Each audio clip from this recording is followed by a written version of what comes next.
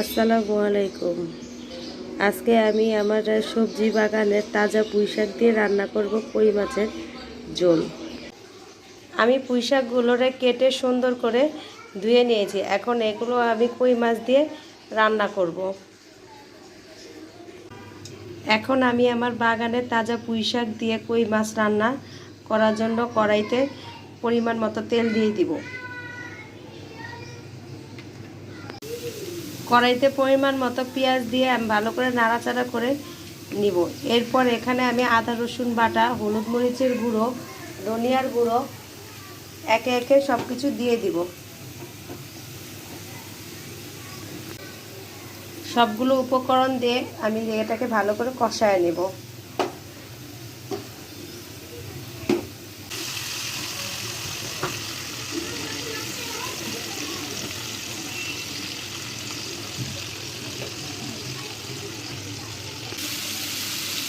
আমার মশলাটা কষানো হয়ে গেছে। এখন আমি এর মধ্যে শাকগুলো দিয়ে দিব।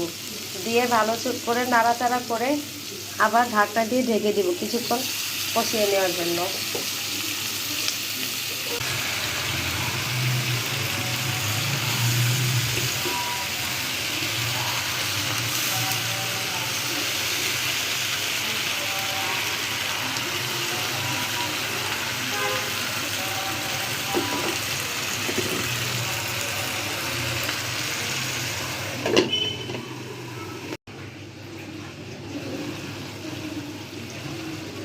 শাকটা অনেকটা কষানো হয়ে গেছে। এখন এর মধ্যে মাছগুলো দিয়ে আবার কতক্ষণ কষায় নিব।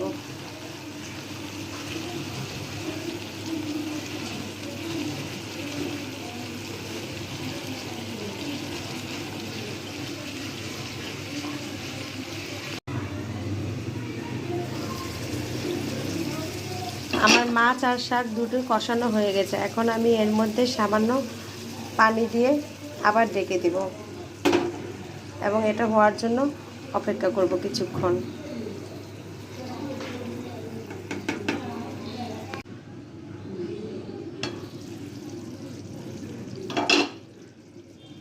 এখন আমি এর মধ্যে কয়েকটা কাঁচামরিচ এর ফালি দিয়ে দিব।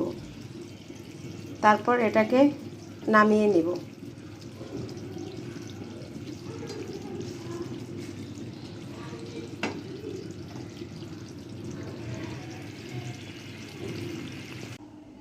আমার রান্না করা হয়ে গেল পুঁইশাক দিয়ে কই মাছের ঝোল। আপনারাও বাসায় অবশ্যই এই রেসিপিটা ট্রাই করে দেখবেন। যদি আপনাদের এই খাবারটি পছন্দ হয়ে থাকে এবং আমার ভিডিওটি দেখে আপনাদের পছন্দ হয়ে থাকে তাহলে আমাকে কমেন্টস করে অবশ্যই জানাবেন। আমার রান্না বান্না বা কথাবার্তায় যদি আপনাদের ভুল হয়ে থাকে তাহলে কমেন্টস করে জানাবেন এবং ভিডিওটি অবশ্যই সাবস্ক্রাইব করে দিবেন।